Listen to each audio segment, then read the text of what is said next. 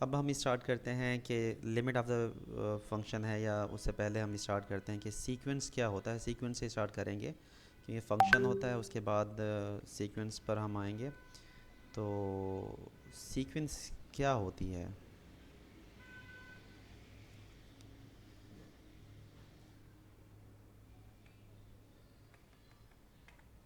हम क्या कहते हैं, सीक्वेंस एक फंक्शन है, कह सकते हैं ना। हम सिंपल ये कह सकते हैं कि सीक्वेंस इज़ अ फंक्शन। ठीक है, सीक्वेंस को हम फंक्शन कह सकते हैं। अब इसमें क्या होता है कि इस फंक्शन में जो डोमेन होती है वो क्या होगी, set of natural number. Set of natural number, ठीक है।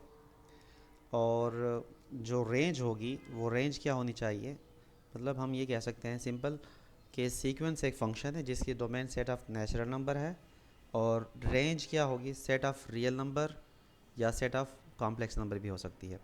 हम कह सकते हैं सेट ऑफ रियल और सेट ऑफ कॉम्प्लेक्स नंबर हम कह सकते हैं, ठीक है। सीक्वेंस एक फंक्शन है जिसकी डोमेन नेचुरल नंबर होती है, और रेंज सेट ऑफ रियल या सेट ऑफ कॉम्प्लेक्स नंबर दोनों हो सकती हैं। फॉर एग्जांपल एक सिंपल सी हम सीक्वेंस ले लेते हैं यहाँ पर, जैसे 1 3 5 7 अप टू सो वन। अब यहाँ पर हमारे पास ये जो सीक्वेंस बन रही है ऑड नंबर की सीक्वेंस को हम क्या कर सकते हैं कि यहाँ पर हम 2n-1 की बात कर सकते हैं। सही है ना। अब इसका जो जनरल फॉर्म बन जाएगा वो क्या होगा, 2n-1 हो जाएगा। अब n जो ये हमारी डोमेन की बात हो रही है n, तो ये क्या होगा, सेट ऑफ नेचुरल नंबर उठाएंगे, तो ये ऑड नंबर को रिप्रेजेंट करती है। फॉर एग्जांपल इवन नंबर के लिए हमने देखें 2 है, उसके बाद 4 है, फिर 6 है, अप टू सो ऑन। तो इसका जो जनरल फॉर्म बनता है वो सिर्फ 2n बन जाएगा, ठीक है। इसी तरह से एक और हम सीक्वेंस लें, लेट सपोज 3 है, 7 है, 11 है, 15 है। अब यहाँ पर अगर हम देखें तो यहाँ पर डिफरेंस जो हमारे पास हो रहा है वो 4 का डिफरेंस चल रहा है ना। और फिर हम यूँ कह सकते हैं कि जैसे 3 के बाद 7 आ रहा है, 7 के बाद 11 आ रहा है, 11 के बाद 15 आ रहा है। तो ये सीक्वेंस इस तरह से चलती जा रही है। अब यहाँ पर अगर हम इसको ऑब्ज़र्व करें, इसका जनरल फॉर्म क्या होगा।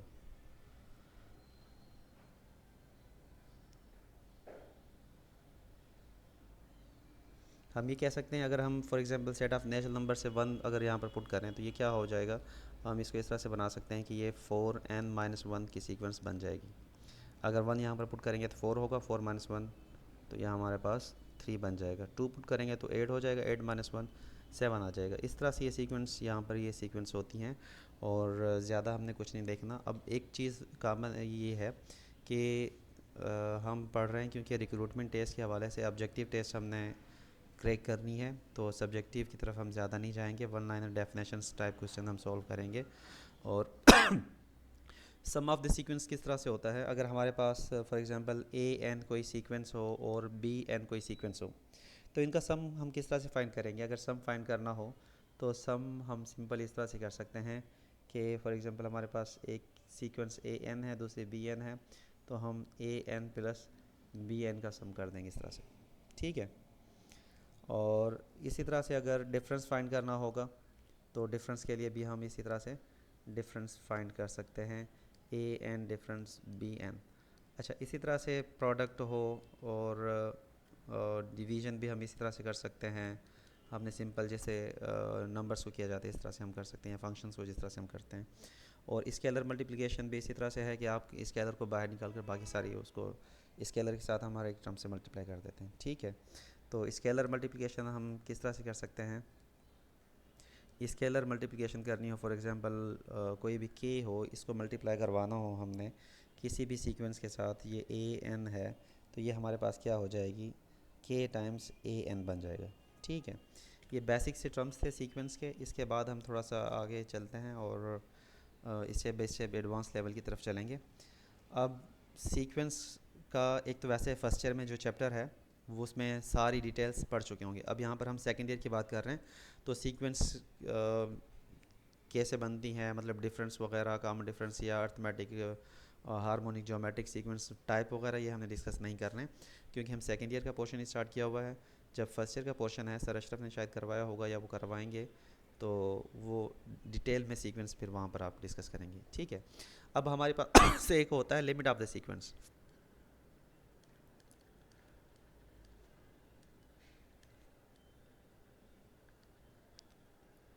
लिमिट ऑफ द सीक्वेंस, हम लिमिट की तरफ चलेंगे, और लिमिट ऑफ द सीक्वेंस में हम क्या करेंगे कि हमारे पास अगर कोई भी वैल्यू ऑफ द सीक्वेंस हो और वो किसी रियल नंबर पर अप्रोच करें, और फॉर एग्जांपल मैं कंप्लीट इस तरह से लिख देता हूँ समझाने में आसानी हो।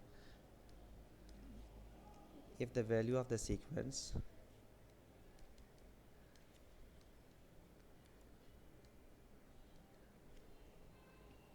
हमारे पास ए एन कोई भी सीक्वेंस हो और इसकी value of the sequence approach या tends to a real number. For example हमारे पास एक ए है जो रियल है, या इसको यहाँ पर हमने ए एन यूज़ किया है तो हम इसको अल्फ़ा का नाम दे देते हैं, ठीक है। एक अल्फ़ा है जो हमारे पास रियल है, और यहाँ पर सीक्वेंस में हम देखें तो हमारे पास ये एन डोमेन को शो कर रही है। तो यहाँ पर as n tends to infinity,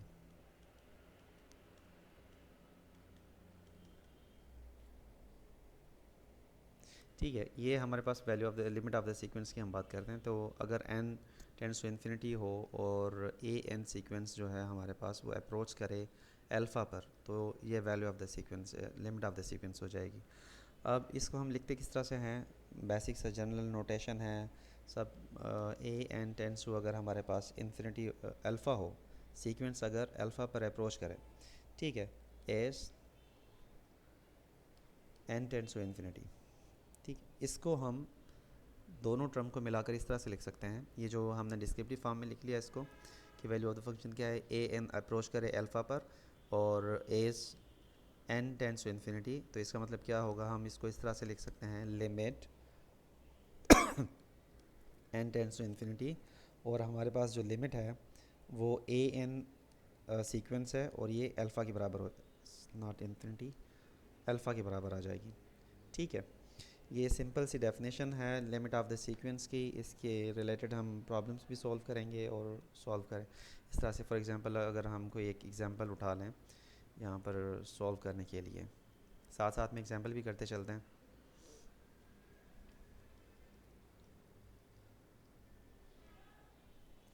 एक हम सीक्वेंस कंसिडर कर रहे हैं, जैसे फर्स्ट टर्म हमारे पास फॉर एग्जांपल 1 हो, फिर 1/2 हो, और फिर 1/3 हो, फिर 1/4 हो, अप टू सो ऑन, इस तरह से ये चलते हैं। तो हमारे पास जो nth टर्म होगा वो nth टर्म क्या होगा इसका, nth टर्म क्या होगा इसका, अपने माइक ऑन कर लें तो बेहतर होगा। सिंपल सी सीक्वेंस है, 1 1/2 1/3 1/4 up to so on, nth term क्या होगा इसका। यहाँ पे लिमिट जीरो होगी शायद। लिमिट ज़ीरो होगी, सर मैं 1/n। 1/n हो जाएगा, इसका nth टर्म हो जाएगा। अब हमने यहाँ पर क्या बात की थी, limit of the sequence find करना है, इसका मतलब है कि limit n tends to infinity, और ये 1/n जो है वो किसके बराबर हो जाएगा, ज़ीरो हो जाएगा। अब ज़ीरो कैसे आ रहा है, क्यों आ रहा है, ये हमने इस पर ध्यान नहीं देना, हम रिक्रूटमेंट टेस्ट की तैयारी कर रहे हैं। ये रिज़ल्ट याद रखना है आप लोगों ने, ठीक है। इस रिज़ल्ट को याद रख लेना, limit n tends to infinity हो, 1/n ज़ीरो होता है, और ये बहुत इंपॉर्टेंट रिजल्ट है, मोस्ट ऑफ द क्वेश्चंस में हम ये यूज़ कर रहे होते हैं, ठीक है। अब अगर हम कोई और सीक्वेंस कर लेते हैं, फॉर एग्जांपल एक चीज़ और याद रखनी है,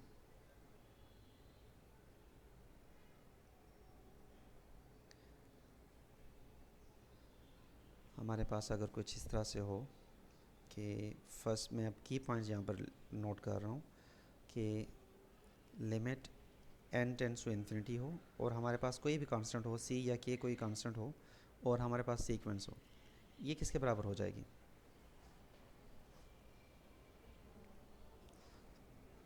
अच्छा, ये रिज़ल्ट हम ये जहन में रखेंगे कि ए एन टेंस टू अल्फ़ा हो, ये हम यहाँ पर कंसिडर कर रहे हैं, और एन टेंस टू इन्फिनिटी हो, इसको जहन में रखते हुए यहाँ पर इसके रिज़ल्ट हम फाइंड करेंगे। ए एन का रिज़ल्ट क्या होना चाहिए, अल्फ़ा होना चाहिए ना। तो हम ये कहते हैं a n tends to alpha, as n tends to infinity. अब यहाँ पर जो इसका रिज़ल्ट होगा वो क्या हो जाएगा, हम सी अल्फ़ा कह सकते हैं इसको, सिंपल। और ये कहाँ से हमें मिला, स्केलर मल्टीप्लिकेशन से, ठीक है, जो हमने प्रीवियस स्लाइड में ये डिस्कस किए थे ना, स्केलर मल्टीप्लिकेशन, ये लिमिट के रूल याद रखना।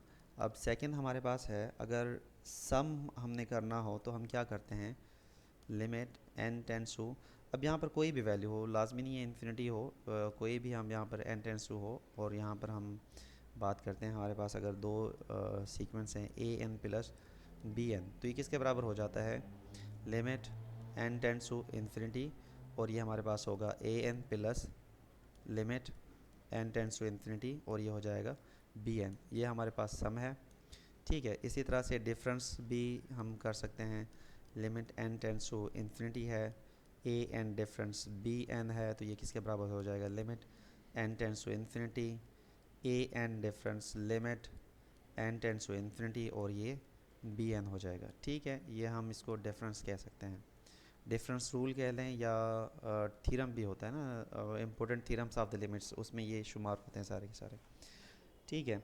अच्छा, अगर प्रोडक्ट होगा तो हम क्या करेंगे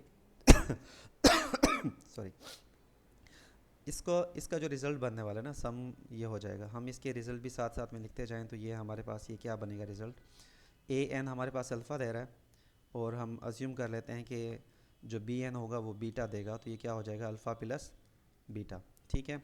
और यहाँ पर ये क्या हो जाएगा, अल्फ़ा डिफरेंस बीटा, ठीक है। अब फोर्थ है, अगर प्रोडक्ट हो, limit N tends to infinity हो, और हमारे पास A N times B N हो, तो ये यहाँ पर क्या हो जाएगा, limit N tends to infinity A N times limit N tends to infinity, और ये बी एन, तो ये ए एन हमारे पास रिज़ल्ट अल्फ़ा में होगा, और ये अल्फ़ा टाइम्स बीटा हो जाएगा, ये प्रोडक्ट है। क्वेश्चन भी इसी तरह से हम फाइंड कर लेते हैं, ठीक है। तो मैं सिंपल यहाँ पर क्वेश्चन के लिए भी अगर इस तरह से लिखें, limit N tends to infinity और a n divided by b N हो, तो ये हो जाएगा limit N tends to infinity A n divided by limit N tends to infinity, और बी एन यहाँ पर हम सिंपल कर सकते हैं, ठीक है। और ये किसके बराबर हो जाएगा, अल्फ़ा अपान बीटा के बराबर हो जाएगा, ठीक है।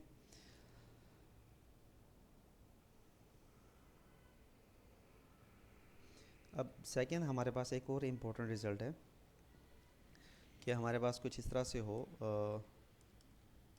If A N less than or equal to B N, तो अब हमारे पास ये क्या होगा, ए एन सीक्वेंस है और बी एन सीक्वेंस है, less than or equal to B N हो, तो इसका मतलब क्या होगा, हम ये कह सकते हैं ए एन का रिज़ल्ट हमारे पास अल्फ़ा था, less than or equal to B N कह सकते हैं, सॉरी बीटा, और इसमें हम क्या देखेंगे, ए अल्फ़ा और बीटा क्या होंगे, लिमिट ऑफ द सीक्वेंस हो जाएंगे, ठीक है। और एक और इम्पोर्टेंट रिज़ल्ट है, सेवन्थ हमारे पास बनेगा कि जैसे यहाँ पर हमने ये फाइंड किया था ना, इस यहाँ पर, हाँ, इस स्लाइड में, कि limit N tends to infinity 1/n, ये ज़ीरो के बराबर है। अब एक और रिज़ल्ट है, अगर हम देखें, if n is a natural number, ठीक है, अगर m कोई भी हमारे पास नेचुरल नंबर हो, तो वो जो हमने लिमिट फाइंड की थी ना, limit n tends to infinity 1/n power m, अब ये किसके बराबर होगा,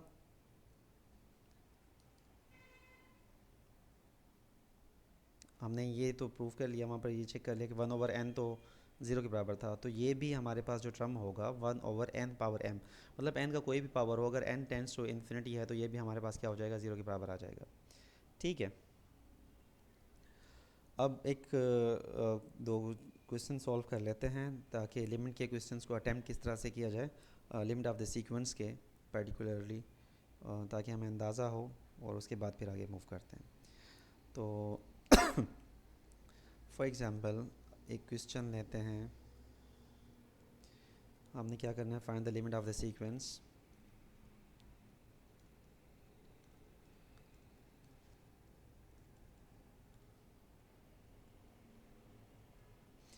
ठीक है, हमारे पास सीक्वेंस है और हम सीक्वेंस बना लेते हैं। Let's suppose A N is equal to 4n² upon में n² minus 3n+4।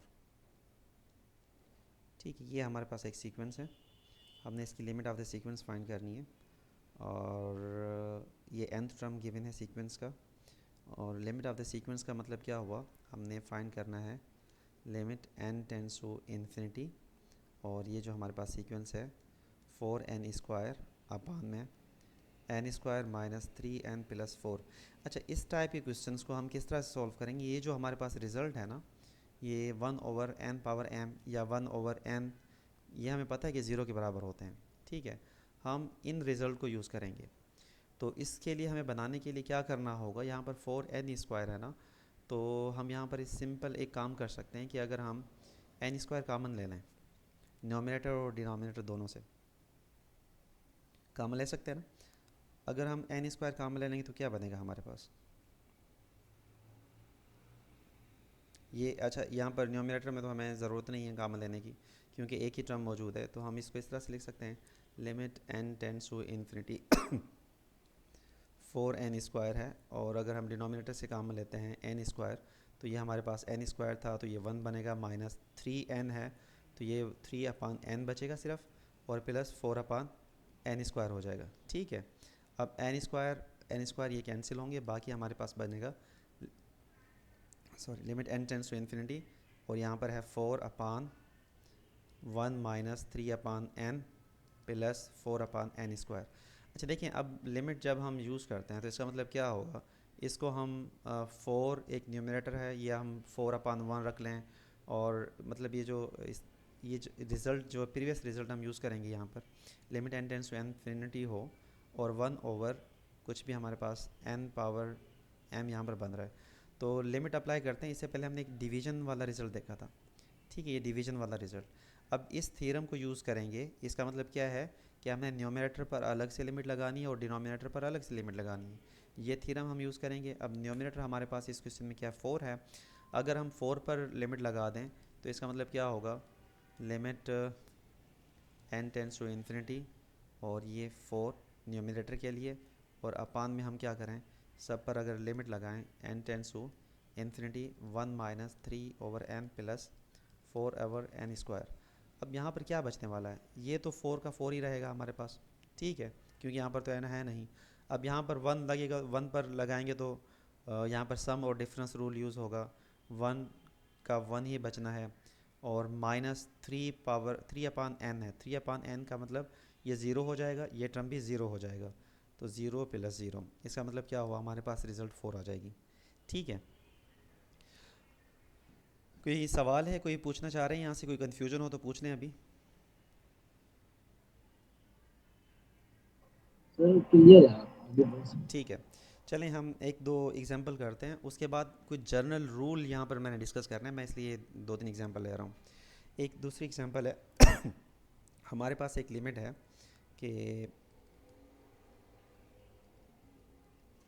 For example 1/2 है और 2/3 है, और हम ये कर दें कि 3/4 और 4/5 एंड सो ऑन। ठीक है,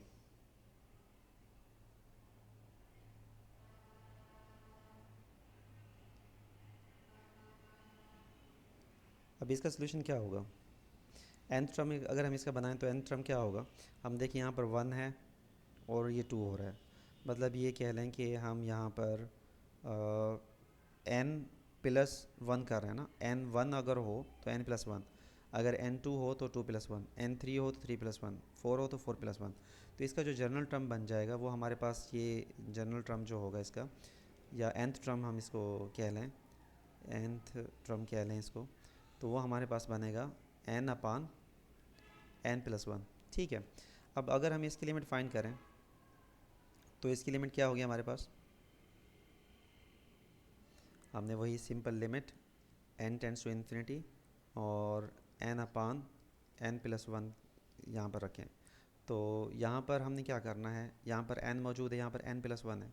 तो जो न्यूमरेटर हमारे पास n मौजूद है और यहाँ से अगर हम n कामन लें तो ये हमारे पास वो जो पहले हमने एक रिज़ल्ट देखा था उसकी कंडीशन बन सकती है। इसका मतलब ये हुआ कि यहाँ पर हम n अगर कामन लें तो ये n सेम रहेगा न्यूमरेटर में, तो डिनोमिनेटर से अगर हम n कामन ले लें तो ये हमारे पास बनेगा 1+1/n। ठीक है, n कैंसिल हो जाएंगे, बाकी हमारे पास बचेगा 1 अपॉन लिमिट लगाएंगे n टेंड्स टू इन्फिनिटी और ये 1/1+1/n। अच्छा, अब डिवीजन रूल लगाएं, फिर यहाँ पर डिनोमिनेटर में हम सम रूल लगा देंगे तो ये 1 का 1 ही रहेगा, 1/n 0 के बराबर हो जाएगा, तो इसका रिजल्ट जो होगा वो हमारे पास 1 आ जाएगा। ठीक है, अब इन दो रिजल्ट से एग्जांपल 1 ये जो हमने यहाँ पर इस पेज पे की है और ये जो सेकंड पे यहाँ पर हमने की हुई है, इनसे हम एक रिज़ल्ट बना सकते हैं कि ये की पॉइंट आपने याद रखनी है कि यहाँ पर जो की पॉइंट याद रखने की चीज़ें हैं, ज़्यादा कैलकुलेशन में अगर हम ना भी जाएं, तो पहला पॉइंट है इफ़ डिग्री ऑफ न्यूमरेटर। ठीक है, न्यूमरेटर मतलब हम अगर कोई भी इस तरह से रखते हैं, फॉर एग्जांपल p/n, और डिनोमिनेटर को हम अगर इस तरह से q/n की बात कर दें। ठीक है, p(n) और q(n) की बात कर रहे हैं। इफ़ डिग्री ऑफ न्यूमरेटर मतलब पॉलिनोमियल जो हमारे पास p(n) हो और वो बराबर हो is equal two degree of denominator. Denominator हमारे पास यहाँ पर q(n) है, तो इससे रिज़ल्ट क्या होगा, हम ये कह सकते हैं जो लिमिट हम फाइंड करेंगे ना, limit n tends to infinity, तो p(n) अपान q(n) ये किसके बराबर होगा। हम एग्जांपल से देखते हैं पहले। ये जो एग्जांपल हमने यहाँ पर फाइंड की थी, ये एग्जांपल 4 जहाँ पर रिज़ल्ट आया था, अगर हम यहाँ पर इस प्रॉब्लम में देखें तो डिग्री ऑफ p(n) हमारे पास क्या है, 2 है, क्योंकि n का पावर जो वेरिएबल यहाँ पर n यूज़ कर रहे हैं तो n का पावर हमारे पास 2 है, तो मतलब डिग्री हमारे पास p(n) की 2 बन गई।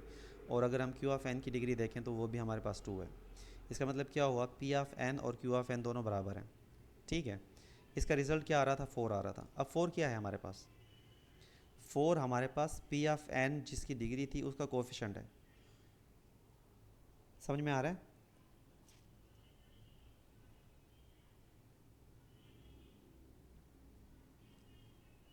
जी जी सर। ठीक है, ये एक जनरल रूल बन गया, अगर हमारे पास q(n) और p(n) दोनों की डिग्री सेम हो तो हम क्या करेंगे, जो जो हम मतलब जो डिग्री सेम है ना, जैसे यहाँ पर n स्क्वायर है और यहाँ पर भी n स्क्वायर बन रहा है, तो जो p(n) और q(n), अब यहाँ पर हमारे पास एक रिज़ल्ट है, ये इसका कोफिशिएंट 4 है p(n) का, और q(n) जो हमारे पास डिनोमिनेटर है उसका कोफिशिएंट 1 है, तो 4/1 अगर हम करेंगे तो वो 4 आ जाएगा।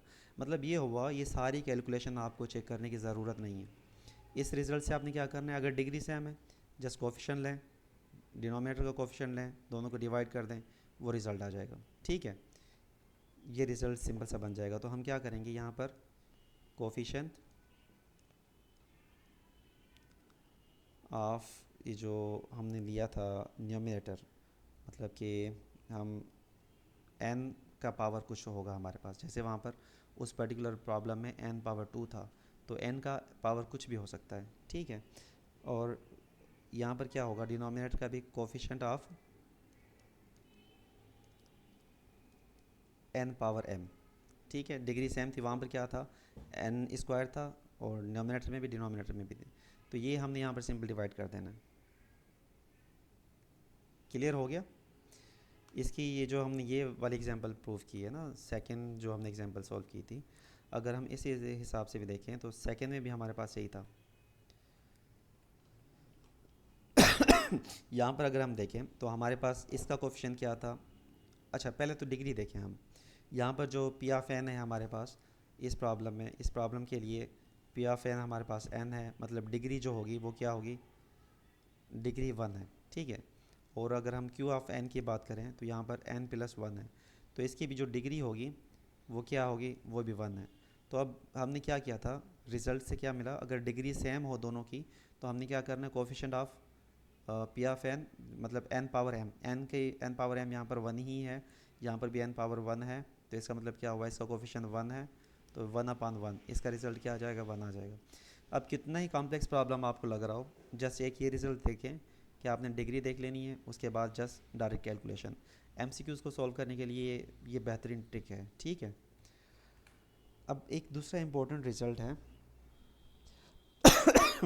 एक ये याद रखना है आप लोगों ने, और दूसरा एक है, if degree of numerator,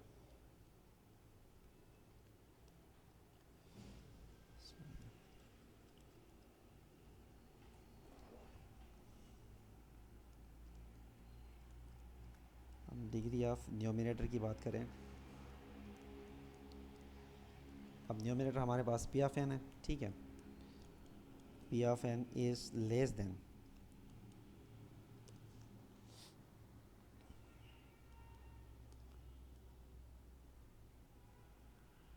degree of numerator, sorry denominator,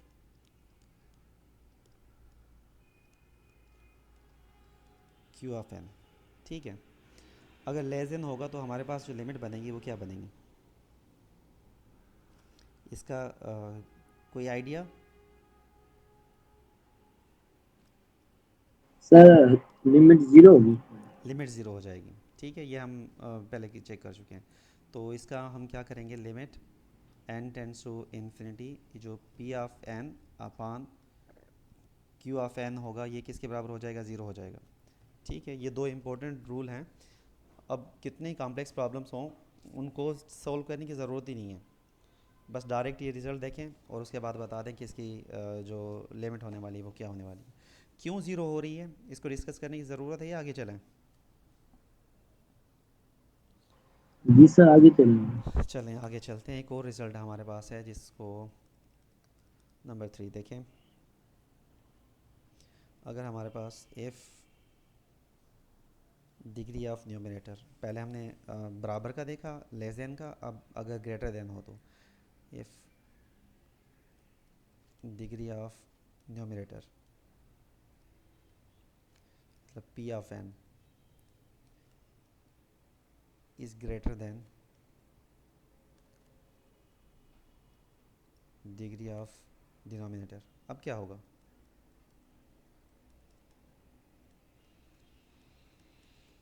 जी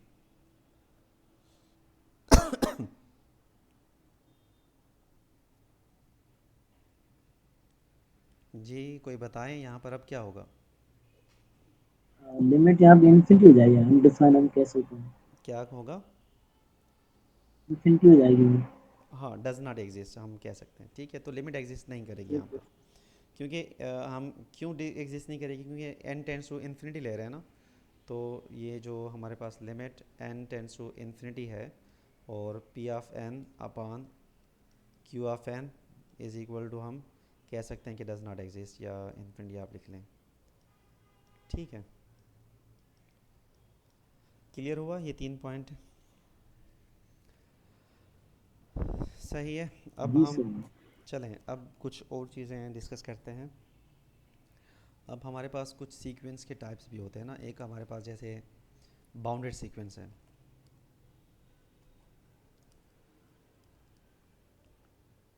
पहले हम ये सब डिस्कस करते हैं, उसके बाद फिर एमसीक्यू सॉल्व करेंगे। अब बाउंडेड सीक्वेंस है, अब बाउंडेड सीक्वेंस में क्या होता है, हमने क्या करना है, अगर हमारे पास नंबर ऑफ़ टर्म्स बाउंडेड है तो बाउंडेड सीक्वेंस है।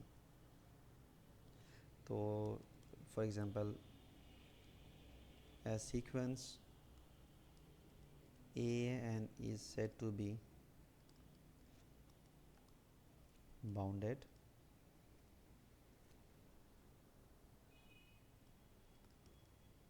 if the set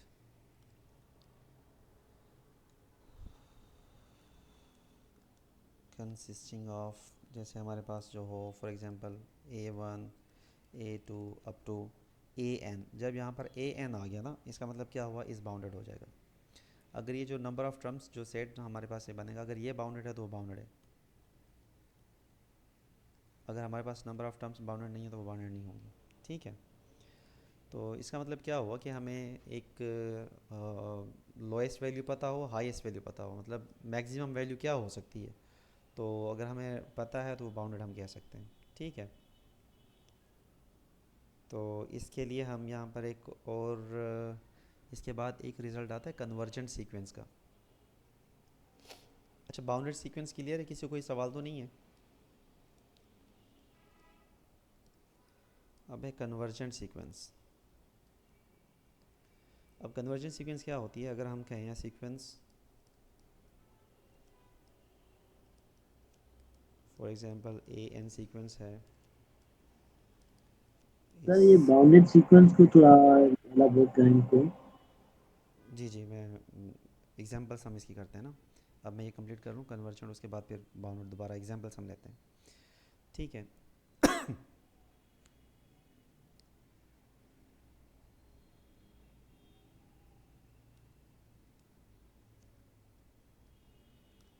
हम क्या कहेंगे, कोई भी सीक्वेंस कन्वर्जन कब होती है, जब उसकी लिमिट एग्जिस्ट कर जाए।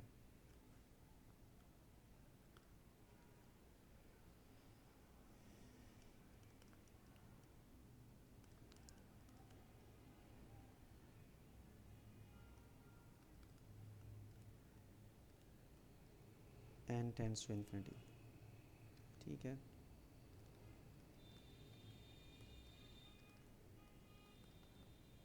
अच्छा कन्वर्जेंट और बाउंडेड में फ़र्क है ना। अब हमारे पास जो कुछ सीक्वेंस ऐसी हैं, जैसे यहाँ पर हमने पहले डेफिनेशन को समझते हैं।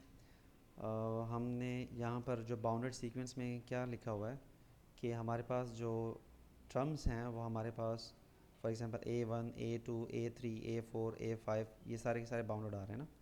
हम मतलब हमें एक लिमिट का पता हो ना कि इसकी मैक्सिमम वैल्यू क्या हो सकती है। ठीक है, अब कन्वर्जेंट क्या होती है, मैं इसकी पर्टिकुलर एग्जांपल ले रहा हूँ ना बाउंडेड और इसकी कन्वर्जन के लिए। अब कन्वर्जन सीक्वेंस क्या होती है कि जिसकी लिमिट एग्जिस्ट करे। ठीक है, अगर लिमिट एग्जिस्ट नहीं करती तो वो कन्वर्जन नहीं है, जिसकी लिमिट एग्जिस्ट कर जाए वो कन्वर्जेंट है। अब एक सीक्वेंस में लेता हूँ, सिंपल सी सीक्वेंस है कि for example -1 power n। Hopefully इससे क्लियर हो जाएगा। अब -1 पावर n, अगर हम यहाँ पर कोई पर्टिकुलर वैल्यूज़ के लिए चेक करें, इसका जो रिज़ल्ट आने वाला है वो क्या होने वाला है। फर्स्ट टर्म क्या होगा इसका, जी बताएं, फर्स्ट टर्म क्या होगा इसका। सर फर्स्ट टर्म वन आ -1 आ जाएगा फिर फर्स्ट टर्म -1 हो गया, सेकेंड टर्म क्या होगा, प्लस का 1 हो जाएगा। +1, थर्ड टर्म -1, +1, इस तरह ये -1, ये इस तरह से चलती जाएगी। अब मुझे बताएं कि ये कन्वर्जेंट है या बाउंडेड है। सर यहाँ पे हम डिसाइड नहीं कर सकते जो इसमें ये कन्वर्जेंट डाइवर्जेंस दोनों नहीं हो सकते शायद। दोनों हो सकती हैं। जी नहीं हो सकते, आई थिंक ऑसिलेशन सीक्वेंस कह सकते हैं। हाँ, लेकिन ये कन्वर्जेंट और बाउंडेड की बात हो रही ना, तो बाकियों पर हम नहीं जा रहे, दूसरी चीज़ों को डिस्कस नहीं कर रहे, फिलहाल बाउंडेड और कन्वर्जेंट पर रहते हैं, ताकि वो जो बाउंडेड की बात हो रही थी वो उसमें कन्फ्यूजन दूर हो जाए। अब अगर हम देखें यहाँ पर इसके जो हमारे पास जो सीक्वेंस की जो टर्म्स बन रहे हैं ना, तो वो -1 1 -1 1 -1 1, हमें ये पता है कि ये बाउंडेड सीक्वेंस है। ठीक है, हम n कोई भी एक पर्टिकुलर नंबर ले लें, फॉर एग्जांपल n की कोई एक हम पर्टिकुलर वैल्यू ले लें, या तो -1 रिज़ल्ट आना है या तो +1 रिज़ल्ट आना है। मतलब ये कहीं ना कहीं जाकर जो अगर हम n अगर इन्फिनिट सॉरी n अगर हम फाइनाइट ले रहे हैं ना, तो ये हमारे पास जो यही रिज़ल्ट आने वाला है ना, इस तरह से। अब अगर n टेंस टू इन्फिनिटी, तब भी हमारे पास ये इसी तरह से रिज़ल्ट आने वाला है। तो इसका मतलब क्या हुआ, हमें ये जो सीक्वेंस दे रही है ना, ये बाउंडेड तो है लेकिन कन्वर्जन नहीं है। कन्वर्जन सीक्वेंस हम ये कन्वर्जन क्यों नहीं, क्योंकि इसकी लिमिट जो है वो एग्जिस्ट नहीं कर रही। लिमिट एग्जिस्ट करने का मतलब क्या होता है, जैसे हमने ए एन की कोई ना कोई हमें जैसे वैल्यू अल्फ़ा आ जाए, इस तरह से हमने किया था ना। अब यहाँ पर हमें कोई एक पर्टिकुलर वैल्यू की तरफ ये कन्वर्ज नहीं कर रहा। ठीक है, इसको वैसे ऑसिलेटरी सीक्वेंस हम कहते हैं, ऑसिलेशन कर रहा है यहाँ पर -1 1 -1 1, इस तरह से जा रहा है। ठीक है, तो अब ये इससे हम एक और रिज़ल्ट बना सकते हैं, आसान सा एक हो जाएगा कि हम ये तो कह सकते हैं कि every conversion sequence is bounded but every bounded sequence is not conversion. इस सीक्वेंस को देखते हुए हम ये रिज़ल्ट बना सकते हैं कि every convergent sequence is bounded, ठीक है, बट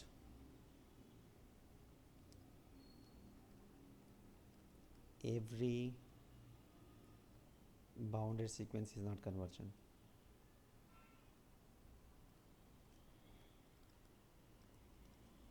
अच्छा, इस तरह के जो ये हमारे पास है ना रिज़ल्ट, इनको ज़रूर याद रखा करें, इस तरह की कंडीशंस पूछी जा सकती हैं, ठीक है। अब हम अगर इसकी एग्जांपल लें, फॉर एग्जांपल अगर हम एक सीक्वेंस ले लेते हैं पर्टिकुलरली कि ये तो हमने एक तो ले लिया ना -1 का, एक और एग्जांपल हम दूसरी यहाँ पर कंसिडर कर लेते हैं। फॉर एग्जांपल है कि हमारे पास सीक्वेंस है 1, अच्छा ये हम पहले कर चुके हैं ना, जैसे 1 है, 1/2 है, 1/3 है, 1/4 है। अब ये कहाँ पर कन्वर्ज करेगा, कहाँ पर कन्वर्ज कर रहा है? अगर n टेंड्स टू इन्फिनिटी हम ले लें, मतलब इसका जो जनरल फॉर्म क्या होगा, मतलब nth हमारे पास टर्म जो होगा वो 1/n हो जाएगा ना। और हम चेक कर चुके हैं limit n tends to infinity और 1/n किसके बराबर है, 0 के बराबर है। इसका मतलब ये क्या होगा, ये कन्वर्स टू 0 हो जाएगा, ठीक है। अब ये 0 पे कन्वर्ज कर रहे हैं। अब हम इसको ये कन्वर्जन, क्या ये बाउंडेड है?